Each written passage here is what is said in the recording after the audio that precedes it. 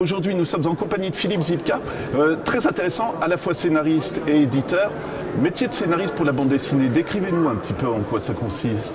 Le scénariste de bande dessinée, c'est celui qui développe l'histoire, qui va d'abord développer un synopsis, c'est d'après une idée de base, alors que je peux avoir tout seul, ou avec un collègue de dessinateur avec qui on a envie de travailler et de développer une histoire. Mais l'idée, c'est de développer cette histoire. Une fois que cette histoire est développée, le travail il va consister à découper cette histoire en le nombre de pages que l'album est prévu d'être. Voilà, globalement, c'est bien normé en bande dessinée. C'est-à-dire qu'on a des albums qui font 46, 54, 62 pages, etc. Mais généralement, 48 pages, 46 planches. Voilà. Donc généralement, c'est 46 planches. Le principe, après, c'est de prendre cette histoire et puis de la découper en planches, de dire voilà, planche 1, case 1, on voit tel dessin, tel personnage fait telle action, et puis d'écrire ce qui va se passer, et puis surtout les dialogues aussi. Le scénariste, c'est également lui qui travaille les dialogues des personnages. Et je trouve ça assez passionnant parce que je rapproche toujours le monde de la bande dessinée à celui du cinéma ou de la télé finalement. Oui, tout à fait, mais on raconte des histoires avec des images de toute façon. Voilà. On raconte des histoires avec des images, il faut faire dialoguer nos personnages. La BD a ceci de différence, c'est que autant en cinéma, vous pouvez faire une scène en disant le personnage entre dans la pièce, ferme la porte, accroche son manteau et dépose ses clés dans le vide-poche. En BD, cette description-là, vous ne pouvez pas la faire en une case. Voilà. Donc soit vous faites plusieurs cases pour décrire les différentes actions, soit vous trouvez un moyen de décrire la case pour que le lecteur, en voyant, comprenne ce que le personnage a fait en fait. Voilà. C'est la différence avec le cinéma ou la télé. Et puis les dialogues qui doivent être plus concis, plus ramassés. Parce qu'on ne peut pas faire on est pris aussi par l'espace de la planche. Et donc il faut aussi essayer de trouver des manières de raconter les choses de manière intéressante, avec un vocabulaire qui est intéressant. Et puis faire travailler les dialogues, c'est selon l'époque à laquelle nos personnages évoluent. On ne va pas utiliser notamment les mêmes formes grammaticales, ce genre de choses. Et puis selon leur origine sociale aussi, on va essayer de s'adapter, de faire en sorte que les personnages soient le plus vrai possible. Voilà. Alors Philippe, je vais vous demander de nous présenter la dernière BD que vous avez écrite, ça simplement. Ouais. Donc si vous voulez bien la prendre puis nous montrer la couverture. La dernière BD publiée, c'est les Échappés en fait, qui est une intégrale republiée. Ça se passe. Alors en tant que scénariste, j'ai beaucoup travaillé sur la thématique de la Seconde Guerre mondiale et notamment de la bataille de Normandie. Les Échappés c'est basé sur une histoire vraie, raconte l'histoire de deux pilotes de planeurs qui, au moment de la nuit du débarquement, se trouvent, qui s'écrasent derrière les lignes ennemies, à 15-20 km derrière les lignes ennemies. Ils retrouvent d'autres parachutistes ou pilotes de planeurs qui sont dans cette situation et ensemble, aidés avec la résistance, des civils, etc. Ils vont tenter d'échapper aux Allemands et de rejoindre les lignes alliées. Voilà. Ça doit être enthousiasmant pour vous en tant que scénariste. Vous entendez parler d'une histoire comme celle-ci, vous vous dites quoi? Vous vous dites il faut que je la transforme, que je la raconte? Alors parfois, il y a des tas d'histoires qu'on peut raconter. Moi, j'ai toujours en festival des tas de gens qui viennent me voir qui me disent vous devriez raconter ça, vous devriez raconter ça. Le problème, c'est que la BD, c'est aussi une économie. C'est-à-dire qu'il faut que l'éditeur se dise à un moment, c'est une histoire qui est intéressante, effectivement, mais aussi on va en vendre. Parce qu'il y a il faut un retour derrière. Après, techniquement, alors les Échappés, c'était quelque chose d'un peu différent, parce qu'à la base, je travaillé dans l'audiovisuel, j'avais fait un documentaire sur les parachutistes anglais du débarquement et c'est un des parachutistes que j'avais interviewé dans mon documentaire qui m'avait dit c'est vachement bien, tu devrais faire un truc sur les Échappés. Moi je connaissais pas, je lui avais dit c'est quoi et il m'avait envoyé tout un tas de documentation et donc j'avais cherché la documentation, j'avais regardé ça et je ne savais pas comment la traiter. Il y avait effectivement une histoire, je ne savais pas comment la traiter. Pour refaire un documentaire, j'étais parti sur autre chose à l'époque, je ne savais pas. Et puis quelques années après, j'avais déjà travaillé, j'avais déjà fait des choses sur la Seconde Guerre mondiale et je me suis dit tiens, je pourrais reprendre l'histoire des Échappés. Il y a vraiment une histoire qui existe, il suffit de la retravailler un petit peu et on a vraiment quelque chose quelque chose de complet. La matière. Du coup, il y a aussi la rencontre avec le dessinateur, j'imagine, parce que c'est comme un réalisateur, la même chose, il a son univers. Est-ce que vous discutez avec différents dessinateurs ou est-ce que c'est eux qui viennent vous voir en disant j'aimerais que tu me fasses une histoire sur ce sujet? C'est variable, ça dépend. Il y a des rencontres qu'on peut faire sur des salons comme celui où on est aujourd'hui, voilà, où on se dit tiens, j'aimerais bien, on pourrait travailler ensemble un jour, ou tiens, j'aimerais bien faire une histoire, faire une BD Seconde Guerre mondiale, tiens, j'ai un scénario dessus, on peut regarder ensemble, qu'est-ce qu'on fait? Ou ça peut être une histoire que je développe seul en tant que scénariste, et puis ensuite essayer d'aller trouver le dessinateur qui va convenir. Tous les cas de figure sont vraiment possibles en fait. Voilà, alors du coup, on écrit le scénario, on donne au dessinateur et on se voit plus, ou est-ce que... Sinon, il y a un ping-pong mental. Parce que le dessinateur, vous l'avez dit aussi, comme vous disiez, c'est peut-être vous un peu le metteur en scène aussi. Alors, en fait, il y a plusieurs écoles. En fait, il y a des dessinateurs qui disent, par exemple, moi, je suis le metteur en scène, et donc à partir du moment où j'ai le scénario, je ne veux plus d'intervention du scénariste. D'accord. Un peu comme dans le cinéma où effectivement le scénariste est un peu le parent pauvre. Et puis il y a d'autres équipes, j'ai envie de dire, il y a d'autres manières de travailler où le scénariste et le dessinateur travaillent en collaboration, où on s'échange les planches, on dit tiens, moi je l'aurais vu comme ça, peut-être que fais attention à tel cast, tel dessin, telle perspective, oui. ce genre de choses. Voilà. Mais oui, c'est souvent un ping-pong, j'appelle ça du ping-pong mental en fait. Oui, on se renvoie des idées, on se renvoie plein de choses à la tête. Et puis l'idée étant de faire la meilleure BD possible. Et des fois ça accroche, voilà, on s'accroche à nos trucs et c'est ça qu'il ne faut pas oublier, c'est quand même de la création, je trouve ça assez fascinant. Encore une fois, j'arrête avec le rapport avec le cinéma, mais c'est quand même un esprit d'équipe et il ne faut pas, il faut tous aller dans le même sens. Oui, alors il y a un esprit d'équipe et d'autant plus qu'il y a une troisième partie avec le scénariste et le dessinateur qui est l'éditeur, oui. Et qui est la personne qui finance en fait. Et donc lui, il a une autre vision aussi de la pure création qui est l'aspect économique de la chose qui vient derrière. Alors on va parler bientôt du métier d'éditeur parce que ça me fait penser à des questions.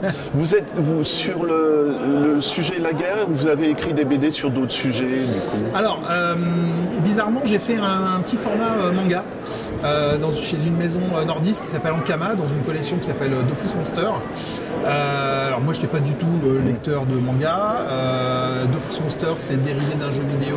J'étais absolument pas joueur. Beau défi. Voilà. Et en fait ça m'est tombé dessus un peu par hasard. Donc j'ai écrit ça et bizarrement avec le dessinateur on se revoit régulièrement et on se faisait la réflexion l'autre jour que finalement de tous les livres qu'on avait fait, c'était finalement celui-ci auquel on ne toucherait rien aujourd'hui. D'accord. Comme quoi. Voilà. Ouais. Et puis j'ai fait un peu d'aventure historique, ce genre de choses. Mais c'est vrai que j'aime beaucoup quand il y a un fond historique. En fait. Ouais. Alors travailler sur la Seconde Guerre mondiale, la bataille de Normandie. Je suis né en Normandie, je pense que je le porte dans mon ADN. Ouais. Mais oui, moi j'aime l'histoire, donc même quand j'écris une BD qui se passe en 1880, un truc d'aventure en 1880, il y a toujours le fond historique, je vais toujours aller essayer de chercher des petites anecdotes et des petites choses à placer dans la BD. Le lecteur le verra pas, mais bon, je me dis, même s'il y en a un qui le voit, il va dire, tiens, allez, il a été chercher ça. Et donc, finalement, il ira peut-être lire avec plus d'attention pour voir ce qu'il n'y en a pas d'autres. Des scènes d'action, c'est un plaisir aussi, parce qu'on aime bien aussi, mais à mettre en scène, encore une fois, c'est pas évident. Hein. Et même à l'écriture, parce qu'expliquer le planeur s'écrase, les hommes sont perdus dans la nuit. Ouais. Voilà. Une vraie scène d'action, c'est vraiment compliqué, surtout que c'est pareil, on parlait du cinéma, alors au cinéma, les personnages ils vont bouger, on va les voir courir, on va avoir le son, on va avoir les effets spéciaux, on va avoir le son, les bruitages, les cadrages, voilà. En BD, on peut jouer avec les cadrages.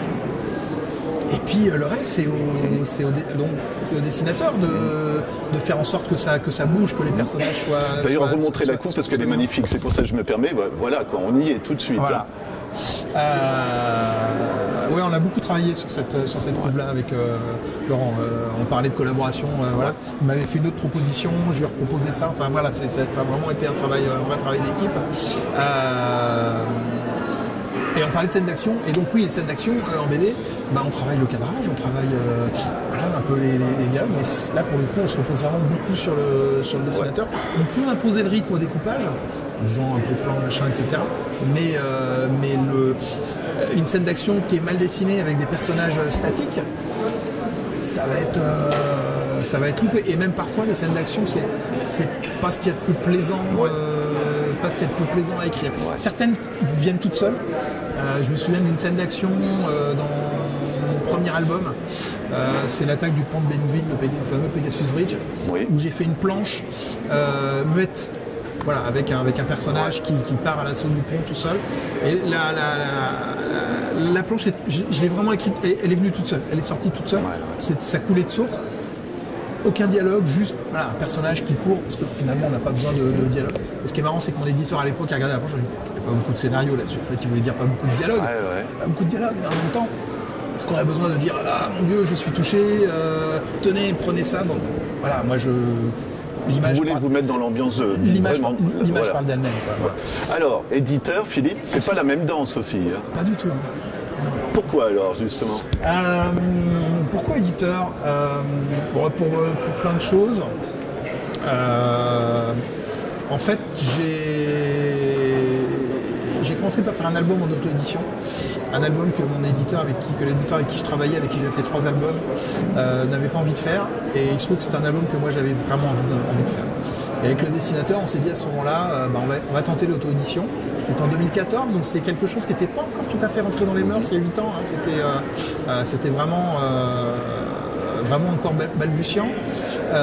Et on s'est dit, on va le tenter. Donc on a fait une souscription à l'ancienne, avec des bons de souscription qu'on distribuait dans les salons. Il n'y avait pas de Ulule, il n'y avait pas de machin comme ça à l'époque. Et on a levé suffisamment d'argent pour payer l'impression du bouquin. Pas pour nous payer de notre travail, mais pour payer l'impression du bouquin. Donc on a fait le bouquin, on a travaillé, principalement le dessinateur qui a bossé pendant 1 an, qui a fait les planches, et puis après on s'est payé avec la vente du truc. Et puis aussi une autre chose, c'est qu'en tant qu'auteur, je me suis rendu compte que la relation avec les éditeurs elle est souvent un peu compliquée. Oui, je remarque ça, que vous expliquez quand même, il y a vraiment du débat. Quoi. Ouais. Et puis tous les éditeurs sont pas super honnêtes, c'est compliqué, les contrats sont pas toujours... Voilà, l'auteur est souvent la variable d'ajustement en fait, dans l'économie de l'éditeur. Et ça, c'était un truc qui m'embêtait. Et donc je m'étais dit, peut-être qu'un jour je monterai ma maison d'édition. Voilà. Donc j'ai monté ma structure éditoriale. Alors c'était tout un concours de circonstances, mais voilà, il y a un album qui devait se faire en auto-édition qui finalement, j'ai trouvé qu'il méritait une structure pour le soutenir. Donc j'ai créé ma maison d'édition. Le titre de la BD c'était L'ombre d'antan. L'ombre d'antan, récit de la Grande Guerre, un collectif sur la Grande Guerre qui avait été initié à l'origine par l'Institut français à Belgrade et un éditeur en Serbie pour commémorer l'amitié franco-serbe via une coopération artistique entre des scénaristes français et des dessinateurs serbes. Donc en plus il y avait un beau projet humain derrière, c'était un chouette projet. Et donc j'ai monté la structure et puis je me suis rendu compte que j'avais un tas d'amis dessinateurs en Serbie qui sont publiés chez les grands éditeurs aujourd'hui français, qui attirent des foules dans les salons. Et je me suis rendu compte que ce public, finalement, les connaissait à travers leurs albums publiés en franco-belge, s'imaginaient qu'ils avaient commencé leur carrière quand ils avaient publié leur premier album franco-belge.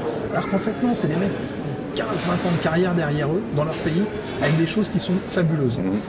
Et donc l'idée d'Iloukchouk Édition, la maison d'édition que j'ai créée, c'est ça, c'est d'aller chercher...